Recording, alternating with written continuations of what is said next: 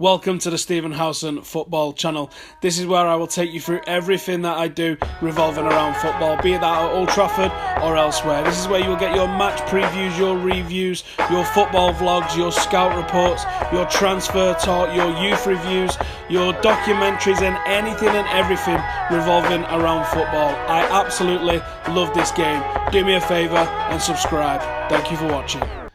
Hello everybody, my name is Stephen Howson and this is an Instagram Q&A. We used to do these on Snapchat and I really enjoyed doing them, and it seemed like you guys really enjoyed them as well because the videos always seem to do pretty good numbers. So we're bringing it back for Snapchat now that Instagram has got the question feature on it. So if you want to follow me on Instagram, it's Mr. Stephen Howson on Instagram, same way as it is on Facebook, on Twitter and everywhere. Come and follow me on all of those if you don't already. Let's get into the questions. Let's see what everybody's saying. Cam Waters says, is Callum the worst intern? And Callum says, is Cameron the worst intern? And both of you have got the same profile picture because I think you're secretly lovers. And I don't want to disappoint you and have you fighting on the way home and cuddling and crying on the sofa, so we'll just ignore that one. My sister says, did you look at my drone footage? Yes, it's good. In fact, here it is.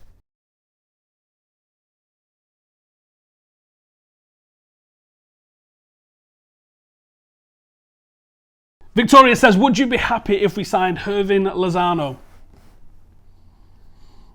I don't really think we desperately need an out-and-out attacking player. Yeah, I think he would add something to us, but I don't know, happy is such a binary kind of word, isn't it? Would I not be happy if we didn't sign him? I don't know. I'd love a review of the young lads on tour. Axel, Timbo, Chong, etc. says Just Andrew. We're going to be doing a youth review next week, so keep your eyes peeled for that one. Who wins out of Cormier and Brock, and how do they win? Oh, the fans win, and we win by getting to see that fight. Most underrated player in the United squad, says Joe Murph.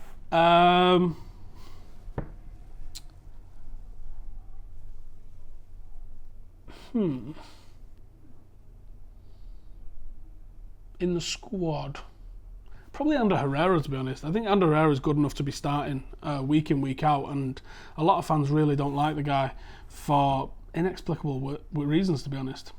Who was your most enjoyable warm down guest? My granddad.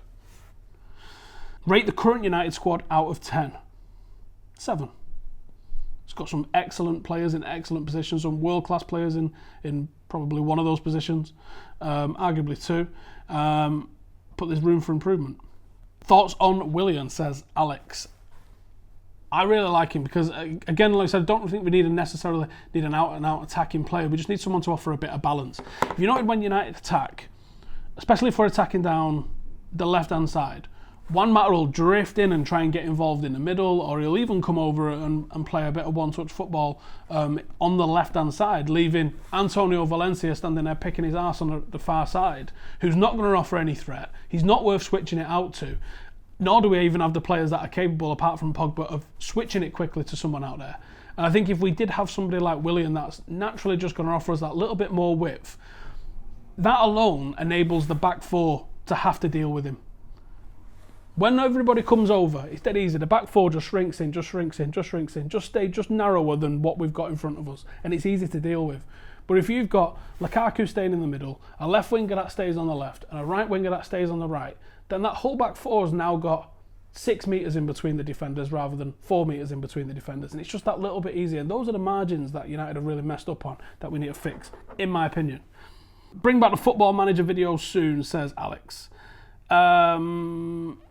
I won't rule it out, but I won't promise it. Any chance we'd sign 2 of the centre-backs we've linked with, or just one? I'd be pretty sure it'd just be one of them. I don't think we'll sign 2. Why do transfer news get leaked? Who leaks them? Everybody.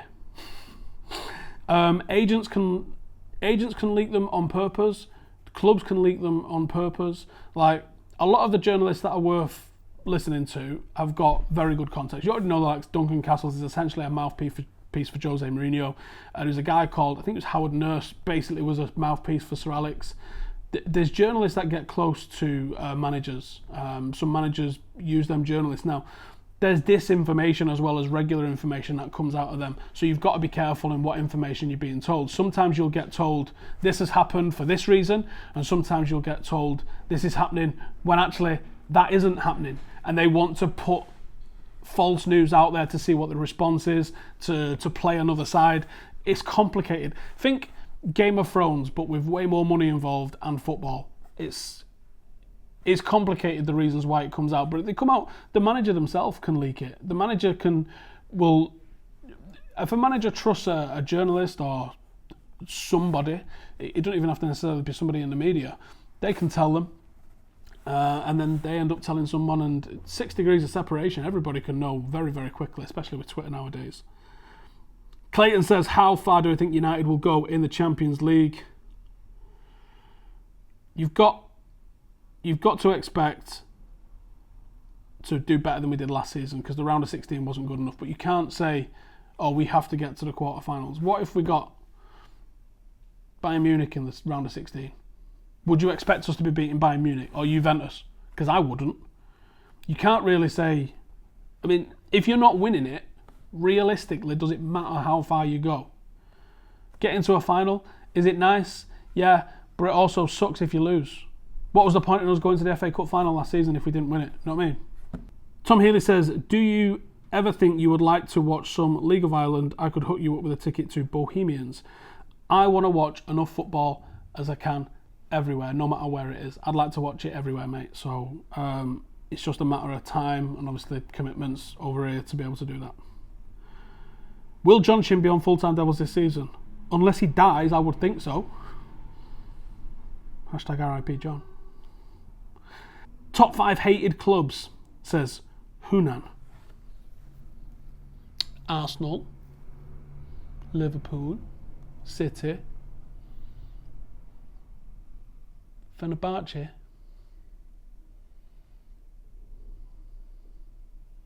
don't know, hate's a strong word, innit? Leeds. I don't know, man. Yeah. Chicken or beef? Both. Evan McCarthy, should United play 3-5-2 or 4-3-3? Yes. Most underrated footballer of all time? David Beckham. Seriously. Best player you've seen at youth level?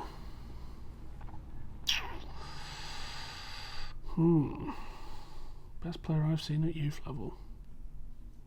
Giuseppe Rossi, probably. Giuseppe Rossi was another thing altogether. But so was Paul Pogba, to be honest with you. Paul Pogba would hit these 35-yard balls when there was nothing on whatsoever, and they'd just fly into the top corner and just be like, oh my God. And a lot of people talk about Ravel Morrison. Morrison was good, but Morrison was super inconsistent. And there's a reason why, for all of the... I think there's a little bit of history rewriting going on with Morrison. For all of the good stuff that he did with the ball, and there was a lot of good stuff he did with the ball, he didn't win Player of the Year once while he was at United. He wasn't as standout as some people are trying to make him, to make his fall from grace appear better than it was. But him and Pogba would score a lot of goals. Like, you would look at the results and it'd be like Pogba 2, Morrison 1. You're like, this is a central midfield partnership. But they also had Ryan Tunnicliffe in midfield. It was Ryan Tunnicliffe that actually won the Player of the Years at that time. And the same team, Jesse Lingard's in, and the Keane brothers are in, and I think Heaton was part of that team as well. That was a hell of a team, that. But yeah, Rossi, Pogba. Anyone who says Pogba wasn't good at that level is dreaming, because he was unbelievable. Do you want United to sign Yerry Mina? I want Mourinho to be happy going into the season, so I don't care who we get. Jacob Schenkin says, if the Glazers didn't take over United, where would we be success-wise compared to now? You're never gonna know it. It's only completely hypothetical in what you could do. But if the Glazers didn't take over United in 2005, they was still an owner of United. They still had a 30% stake in United. We was also owned by a couple of racehorse owners and various different people making up around about another 30 or 40%. So let's just assume the TV money went up the way it went up. United, let's just play a game that if United didn't spend what we spent on debt repayments from the Glazers' debt, not United's debt, remember, Glazers' debt, not ours, United would have spent around about an extra 100 million every single season since 2005. Now, 100 million in 2005 was probably 4 good players. 100 million now is probably 2 good players still. That's a massive difference. Now, Fergie would come out, and I think he was protecting the Glazers to an extent. I don't think he was being honest with us when he was saying there's no there's no value in the transfer market. And I think because of the way he was coming out and saying those things, he protected what was going on with the Glazers. He also protected them with performances on the field, because 2008, yeah, we had the best team in Europe, arguably the world, probably the world. No question about it. 2009, we were second only to the Barcelona side, and for the next couple of years, that was the case. Once Ronaldo went, and we replaced him with Gabriel Obertan and Michael Owen on essential free transfers, United was no longer that force. And as Vidic and Rio started to age, and Evra started to age, Fergie might have seen the writing on the walls when he decided to retire when he did. Now, he retired and won a title, so you can't call Fergie in the slightest, really, because he did the best with what he could. Now, he isn't a fan. He isn't someone independent of the club. He was the manager of the club that got bought out, and for 8 years, the owners of that club were somebody that probably made it difficult to work with, but he still had a job to do. And he's not going to... I don't think they'd have sacked him.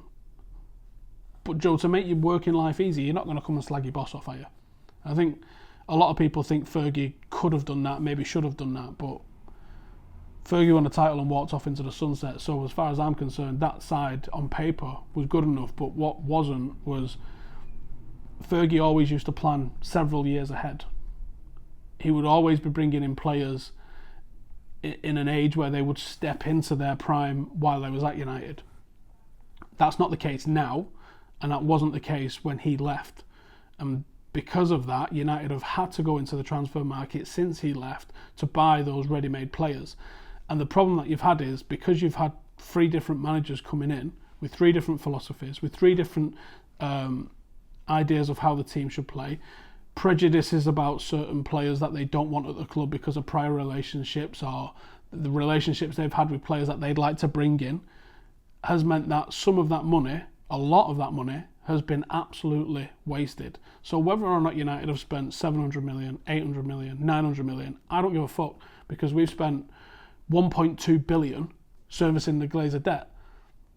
If we'd have spent 1.2 billion on transfers and had nothing to show for it, then, like Liverpool, for instance, then I think you could have a problem with it. But United have been successful despite everything and despite the Glazer debt.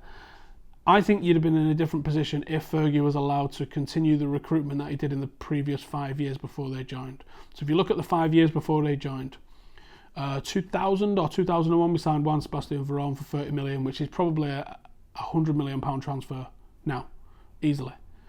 Following season, we signed Ruud van Nistelrooy, probably more like a 70-80 million pound transfer. Then we're bringing in Ronaldo, a mega amount of money for a teenager, probably somewhere in the region of 50-60 million pound for a 17-year-old on today's money, if not more. Then we bring in Wayne Rooney. This is in consecutive seasons. So if you look at what we'd have done then, you would have expected United continue to have done that. So we might have brought in, it's hard to cast your mind back in it 10 years and think, what sort of players? We might have brought in someone like Lam. We might have brought in some people that was just about to hit the peak, prize them away from a really good club and have them at United for their peak. We might have signed Schweinsteiger in like 2007, 2008. That might have been the sort of player we was getting, rather than getting him in 2014-15 when he's on the backslide of his career. That might have been the difference, and that might have carried the transition from whenever Fergie did decide to step down into whoever came next. But it's entirely hypothetical, because they are here, and unless anyone's got 2.5 billion kicking about, they're here to stay. Do I think Carrick could be a future manager? We have no idea, but let's hope so. What's up with those Zidane rumours? Zidane's been rumoured to be someone that United would love because of the star quality that he brings as a manager, and also the trophies that he's won as a manager and what he did as a player. I don't think there'll be any changes before the season starts unless Mourinho does something mental.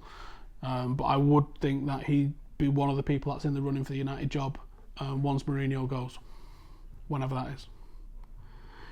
Biggest fear for United this season: United come 5th and Liverpool win the title, and City win the European Cup. Can you imagine? Or let's say we come even worse, we come like 7th or something. Liverpool win that, which they haven't had their hands on, and City win that, which they haven't had their hands on. Yeah. Can you organise a video with True Jardim? What a video that would be. It'll be in Manchester in a few weeks for the YouTube fight. So I'll see if we can get him in during then. Do I think we can win the Premier League with Luke Shaw at left back and Dalot as his backup and Fosu on the right? No, because I don't believe anything that Luke Shaw's saying, and it's too little too late. Yes, he's come back looking in great shape, but why wasn't he in great shape before the summer? Why did he only get in shape after going on a bender in Ibiza? What did he need a holiday from? This is a professional footballer with like a 10-year window to go and do what he needs to do. The attitude on him, I don't think was great last season. He didn't take his chances when he played. He didn't get enough chances, I don't think, but he didn't take the chances that he got when he was given the chances. And to go away on pre-season being out of shape as a United player is inexcusable. It's absolutely inexcusable. What are my thoughts on England's run in the World Cup this summer? Did it make you patriotic? No, I'm not really patriotic. Certainly not for the England national team in that sense. And I think their run was massively, massively, massively overhyped.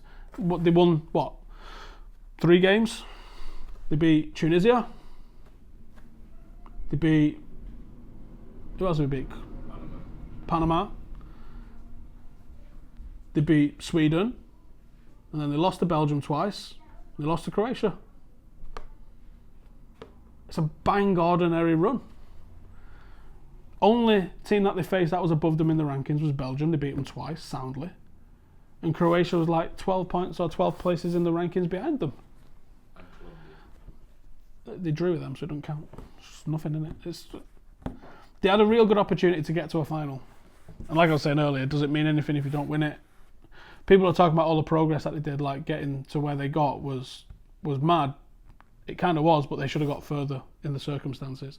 Like, if you get to a semi-final and you played France in the round of 16, and then you played Brazil, or basically if you had the run that Belgium had, that's pretty impressive. But England's, no, not really. Are Fosu Mensah and Tuanzebe in danger of not making it at United?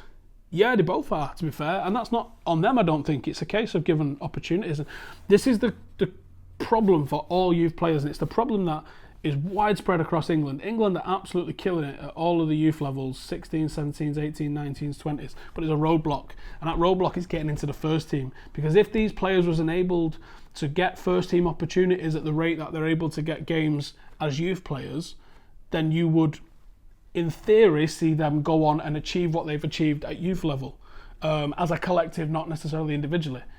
But the difference is that because of the nature of the English Premier League, because it's such a fast turnover and the money's there is so high, these players aren't being given the opportunities, and it's something that I think the FA really need to sort out. And for the same reason, I think Tuanzebe and Fosu Mensah, 2 massive 5-star potential players, aren't being given opportunities at United. They're good enough for Premier League football elsewhere, but for some reason not going to get the opportunity here with us. Best man for United after Jose: Allegri, Zidane, Tuchel, Jardim or Carrick? I quite like Jardim, to be honest. That's my thoughts. We have no idea what Carrick will be like. Just the same with Ryan Giggs. The romantic notion is that Ryan Giggs steps out of the dressing room in his kit, bangs a suit on and becomes the manager for the next 30 years, but it's not realistic. Which one of the academy players do you think can become a club legend? Any of them that's able to stay here for a full career will and probably should be a club legend, because you've got to be essentially an international, and you've got to do it at such a high level for so long to do that. Then any of them that are able to stay. Who's someone from Manchester United that you dream of interviewing, past or present? The holy trinity, essentially, of people that you could get from United, for me, would be Fergie, Bobby Charlton or Cantona. Any of them on the warm down would be it. I'd probably retire after that, to be honest. Would you consider doing a Skype session with fans of yours just chatting football? No. And I'll elaborate on that a little bit. because people ruin it. Opinions on KSI and Logan fight. Who will win and what YouTubers would you like to see box? I have no idea who's going to win. I do not know the skills of either dude apart from being enthusiastic amateurs. I don't know. Anyone who wants to go and box. I'd prefer to see YouTube cage fights, to be honest. Gary says, do you think United should sack Jose for Zidane? Right, let's get into this. Why? Why are we sacking Jose for Zidane? For what reasons? Forget bringing in Zidane. Why would you sack Jose Mourinho? What is his remit? Our remit as fans, we want to see him win a title. We want to see us be competitive in the Champions League. And we want to see progression from the club. Okay, only one person gets to win the league every year.